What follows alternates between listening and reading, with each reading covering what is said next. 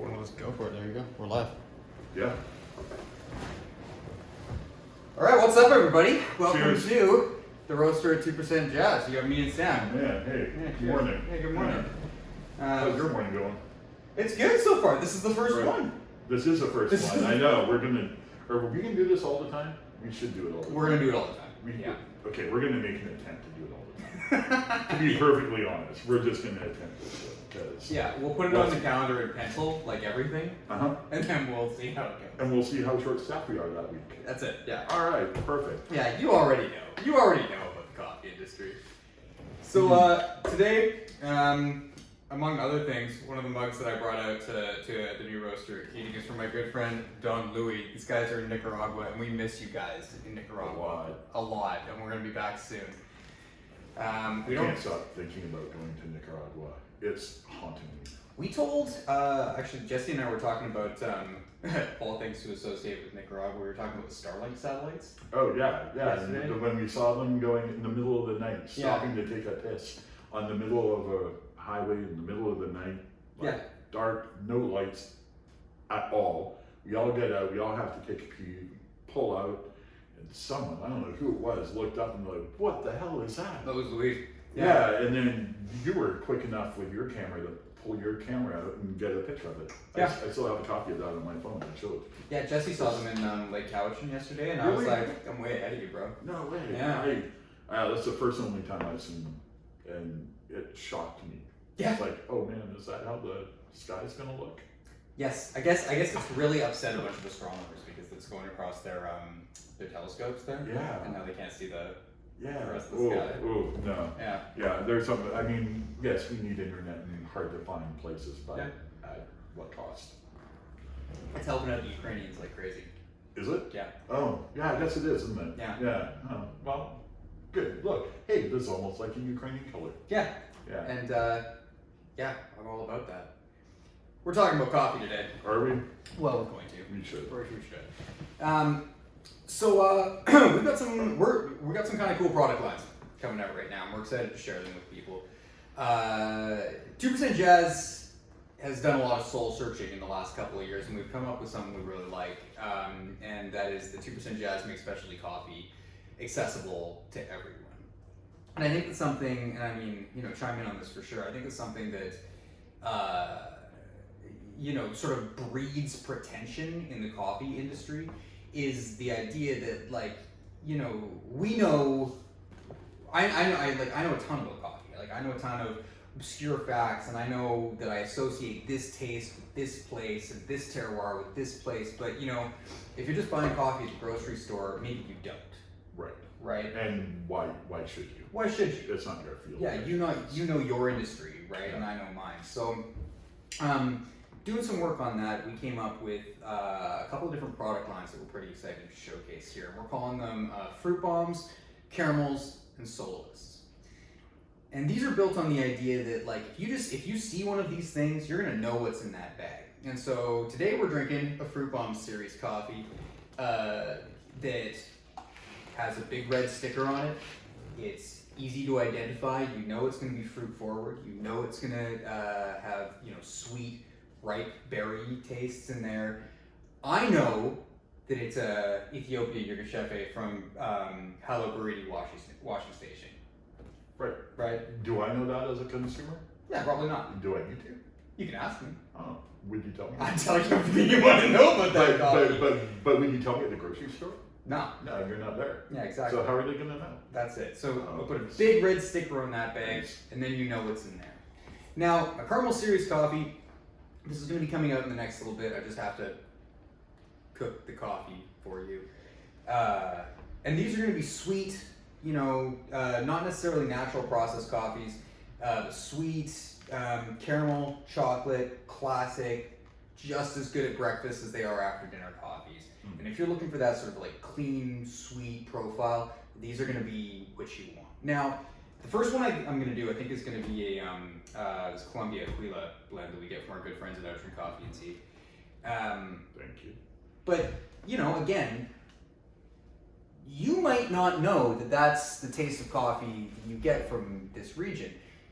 We do, and so I call it Caramel's coffee, so you know what you're putting in your cup. Yeah, and you know, those are some of my favorite coffees are those sweet, buttery caramel tasting coffees. Mm-hmm. It's just, that's what I love. Yeah, 100%. And, you know, we're looking over here because we got someone Yeah, someone's kicking around. just wandering through our space right now. Is it Ray? It's not Ray. It's not Ray. It's not Ray. It's maybe an electrician. Maybe it's an electrician. Maybe we'll edit this bit out. We don't know. I don't think so. I think we just throw everything at the wall. It's totally natural. Something I wanted to say about that before we were so rudely interrupted by a distraction was this new classification of coffee is just, it's not official. This is just how we see flavors, and I think it's really important in that approachability vein to talk about what people are going to taste without telling them what they're going to taste. Yeah. I've always found that really pretentious again and really condescending when the tasting notes on a package of coffee are so descriptive that if you don't taste all of those very particular notes, you may feel like you're missing out on something, like you missed something in that coffee, or maybe you didn't brew it right, or maybe your palate's not good enough to taste that. And all of a sudden, as a consumer, you start questioning why you're not able to taste the notes that are on the package. Well, those notes have been developed to sell the coffee. Yeah. Those tasting notes like jasmine or coffee blossom, which no one except for coffee professionals have ever smelled.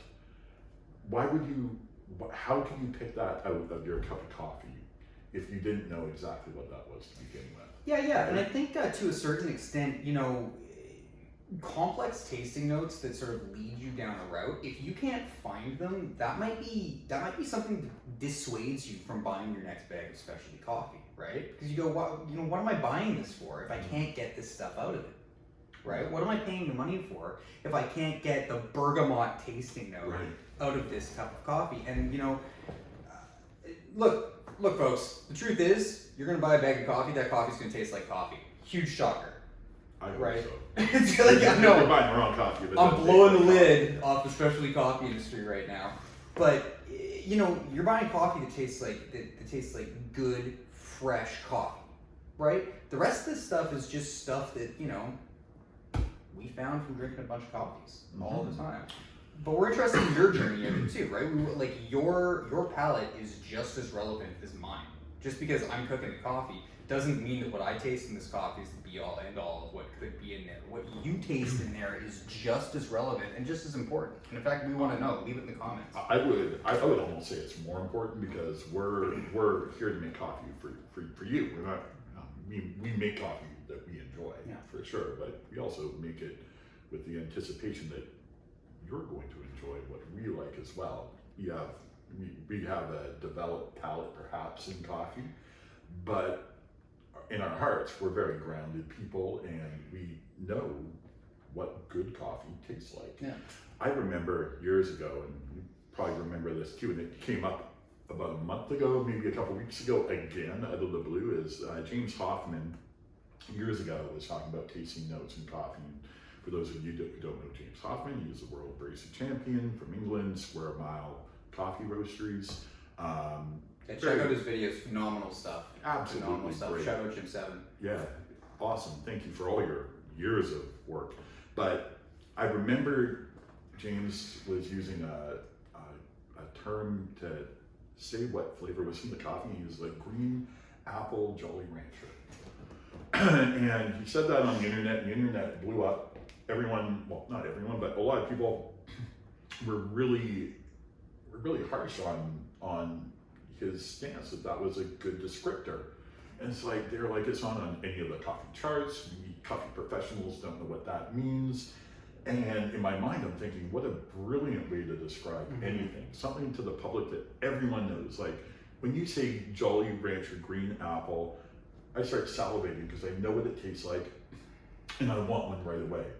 And how that to me is approachable. That's approachability. That's taking a concept that may be just strictly based for the professionals, and it brings it to the public.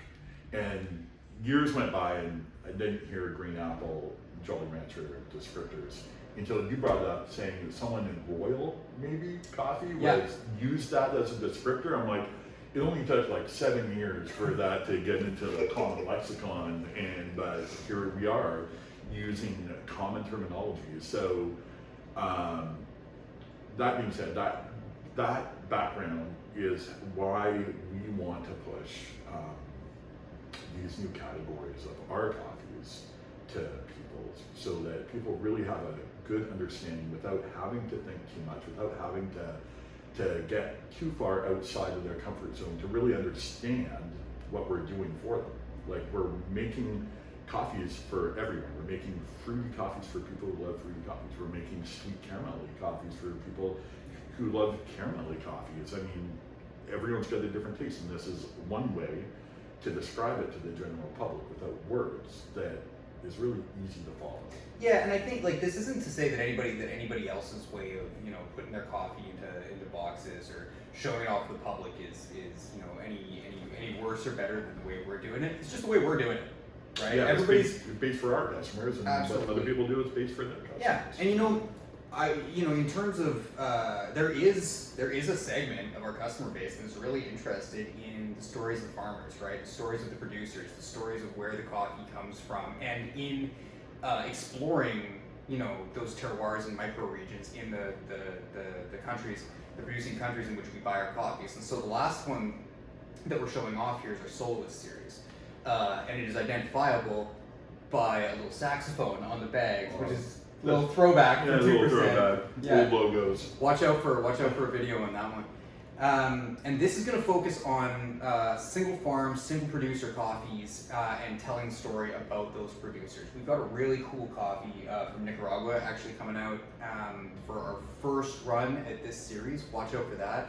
It's a bourbon geisha blend, and we're going to be putting this out there and talking about the farm and the producers themselves on that bag. And these are not going to have any specific tasting notes to them, right? I'm going to be doing fruity coffees. I'm going to be doing sweet coffees. I'm going to be doing washed coffees. I'm going to be doing natural coffees. The point isn't the flavor profile of the bag. The point is to highlight the producers. So watch out for that. If you're really interested in where your coffee comes from, who grows it, and the time and energy put in there, that's going to be coffee for you. You're going to really enjoy that stuff. Yeah, and we're gonna really start focusing on giving that information away. Yeah. More so than we do now, for Mm-hmm. sure. I think it's really important to for every one of our Soulless coffees to have a really good descriptor of who's making this for us. Yeah. As much as our customers know who we are producing it for them, why don't they know who's producing it for us first? Yeah. Yeah, and that's really key, I think, in educating and developing more passion for good coffees and for good growers and good producers. Yeah, I mean, at the end of the day, we're kind of just getting out of their way, right? Like, we're finding great coffee and then cooking it so that you can enjoy it at home. But a lot of the work gets done on the farm. They're putting the effort in, man. Like 90% of that work is really done on the farm. We're just taking it that last step up here, so that you can grind it, brew it, and put it in your cup. Yeah. 2% Jazz is pretty excited to be in your kitchen at home. So I hope this stuff really resonates with you guys. I hope that you enjoy the coffee as much as we do, and I hope that we can make your day better just a little bit just by having an orange bag on your counter. Orange bags. Cheers. Cheers.